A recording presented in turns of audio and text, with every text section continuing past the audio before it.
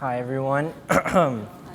Unfortunately, I had finals last week. I would have loved to memorize the story and tell it, but I wrote it out, so hopefully that's cool too.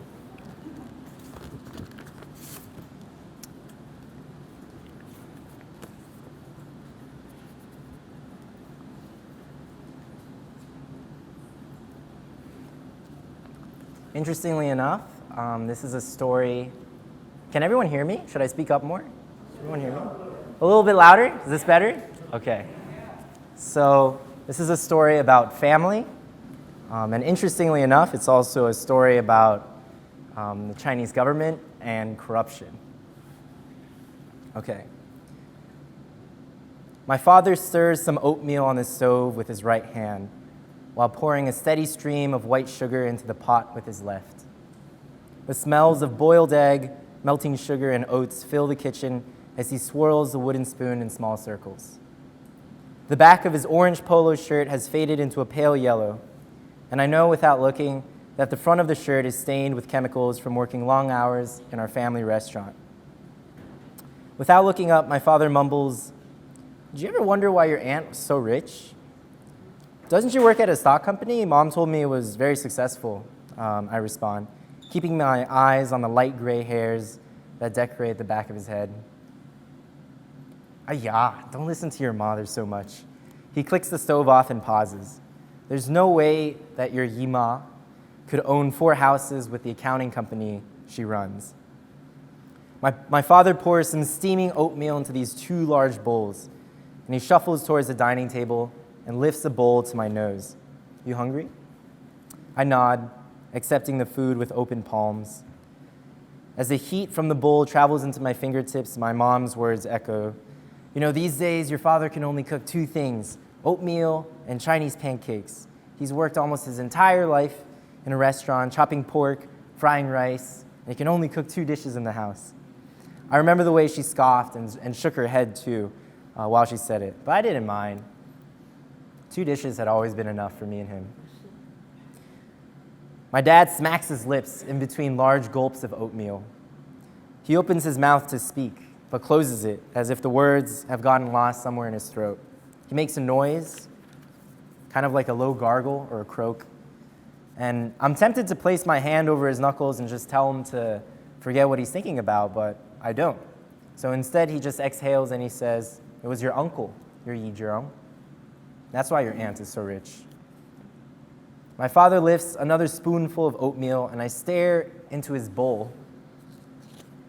As I stare into his bowl, I'm reminded of the time we shared a meal with Yi Zhirong during my first trip to China. Yi Zhirong's his bamboo chopsticks reach towards the center of this round table, clamping about a dozen scarlet pieces of roast pork before plopping them onto the china plate in front of me. I was 7 at the time. "Every growing boy needs meat," he said in his resounding judge's voice. Yi Zhirong's cheeks wobbled as he spoke, and the fat from his chin made his lips curl downwards. He had these black, beady eyes that see through your intentions and long, long ears like the Buddha, which we believe meant good luck and good fortune.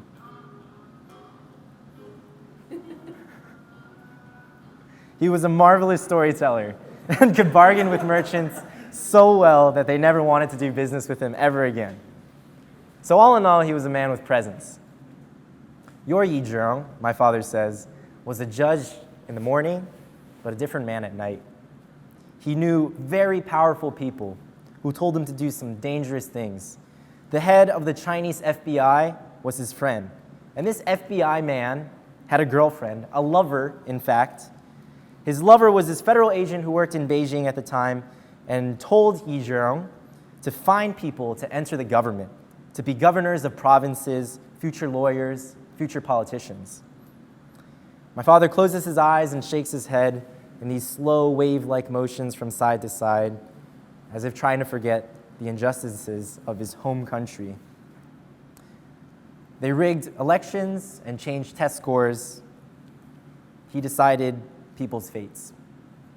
Anyways, each time Yi Zhirong got it right, and one of the kids he pushed into office actually succeeded, he was rewarded by the agent. He would come home walking up the stairs with garbage bags filled with cash. During my visit to China, I remembered there were endless shopping sprees for my sister and I, followed by vacations to the finest hot springs in Guangzhou. We lived in different hotels every night, except for that one time Yi Zhirong had a chat with the owner of the Chenglong Hotel and convinced him to let us stay for a week, with free access to the water park too. My sister and I loved every minute of being pampered, but I could tell my father did not. Yi Zhirong never told me, but your aunt did after he died. She said it was his work that killed him, and I agree. Dad picks up the bowl with 2 hands, swallowing the remaining oatmeal, and he licks the bits of eggs from his lips before setting the bowl back onto the wooden dining room table.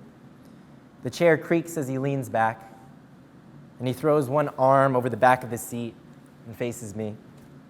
He was a good man, your Yi Zhirong, my father announces while exhaling through his nose. But China ruined him. If he didn't do what they told him, he probably would have lost his job. Anyways, your uncle stayed up until the sun rose, playing mahjong and drinking beer to talk to the people he needed to talk to find the people he needed to find. It was hard work, corrupt work, and dangerous too. If anyone found out, they might have killed him. Rising, my father makes small footsteps towards the kitchen sink. That's the problem with me, Dad says, as a trickle of water flows out of the faucet he just turned on. I was too nice, too afraid to take risks. After placing the 2 bowls on our plastic red drying rack, my dad wipes his hands on his navy blue slacks. Then he grabs a few paper towels as he realizes his hands are only getting dirtier. He shakes his head left to right, and the loose gray hairs swing along with his head. But I'll tell you now, son, even though we were good friends, really good friends, and even though most politicians in China were doing the same things at night, I never approved of what he did. I'm back in China, a year after my father told me the story of my uncle, my Yi Zhirong. Yi Ma, my aunt, is 66, and she's crying at the cemetery where my uncle is buried. Her tears trickle down the wrinkles on her face, colliding on the marble grave she kneels on. Rows of gray slabs align the cemetery, and each grave resembles a small solar panel as it collects heat from the afternoon sun. My mother and I stand shoulder to shoulder, watching Yi Ma's frail body shudder as she cries silently. My mom whispers to me that it's Yi Zhirong's birthday today. He would have been 68.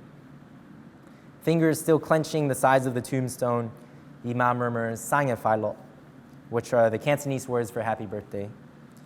She struggles to her feet, but finally stands, heels digging into the earth. Gazing once more into the image of the tombstone, I imagine the many faces of Yi Zhirong, the solemn, unsmiling expression in the courtrooms during the day, the twinkle in his eyes as he played mahjong until 6 in the morning, and then lastly, the paleness of his face when he lost the battle for his life to liver cancer 6 months ago. As my mother envelops Yi Ma in her arms, I cannot help but wonder about the poisonous effects of a man's corruption, how it enters the individual and kills from inside, how it infects loved ones and forces them to search for comfort from the people they call family. After our visit to Yi Zhirong's grave, Yi Ma drives the 3 of us back to her apartment in Guangzhou.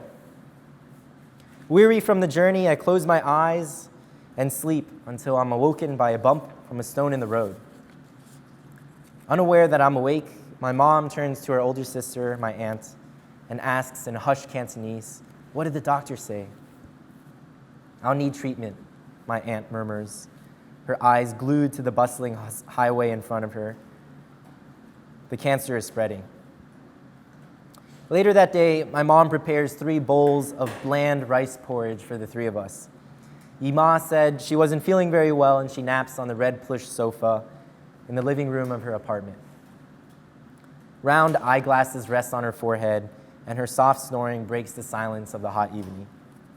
"Your Yi Zhirong was a really good man," my mom says.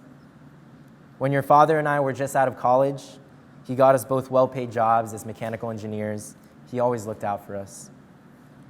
Mom takes small steps towards the low square table in Yi Ma's dining room As she tries to balance a bowl of porridge in each hand, I dash to help her, and she brightens as if some great darkening force was just removed. She sits on the edge of her chair and points at me with a porcelain soup. And your Yima, your aunt, my mom says, well, your Yima is the reason I married your father. She set us up. Mom and I both take spoonfuls of rice porridge, but I spit mine out and scrape my tongue, surprised by the heat. My mom laughs, reminding me to blow and scoop only from the top. And she says, remember, Zai Zai, which means son, family is always first.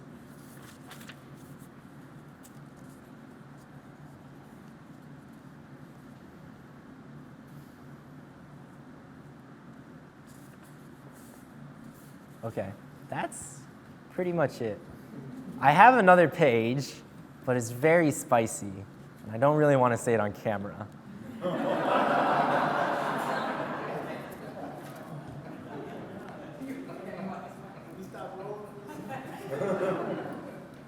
So maybe I could save it for the Q&A. Great, yeah, that's fine. Great, thank you, Kevin. Thanks. Thank you. So you feel up for your questions? I feel up for a lot of questions. It's Yeah. up for a lot of questions. So do you have any questions for Kevin? I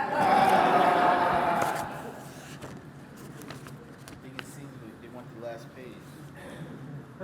Any questions though? I think we have it. You mentioned getting jobs as mechanical engineers, but then you spoke about working in a restaurant. Was there some kind of transition that you made? Oh man, that's another story. So my parents were both mechanical engineers in China, but they emigrated to the States. And my mom ended up taking care of me.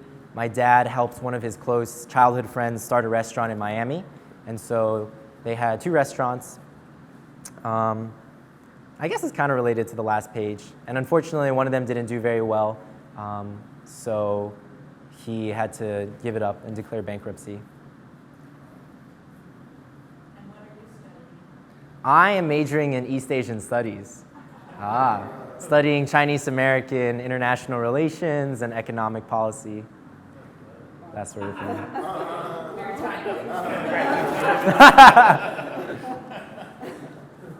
really like food. So you were talking about your father ate this whole meal with egg and sugar. Yeah. Can you talk about that recipe? It's not really quite a recipe. He's quite liberal with the sugar. And was the egg boiled or scrambled? It's scrambled, yeah, within the porridge. So it's kind of funny, like that is my dad's go-to, like when we're gonna have a serious talk, like he makes oatmeal. And it's after work. He usually comes home around 10:30, 11, and I don't get to see him very often. So when I come home, he'll make that. It's kind of like our comfort food, weirdly enough. And then there was like the oatmeal that my father and I eat, and then the rice porridge that I was eating in China. And the reason we were eating that is because my aunt had cancer, and her diet was really, really bland. And it's funny because they're both pretty much the same dish, but just like a Chinese or Western version of each. So yeah. How's your aunt doing? My aunt also passed of cancer. And we think it had a lot to do with the secondhand smoke, because my uncle, smoked a lot in the house. So he passed of cancer, and then my aunt shortly passed of cancer after. Yeah. Yes.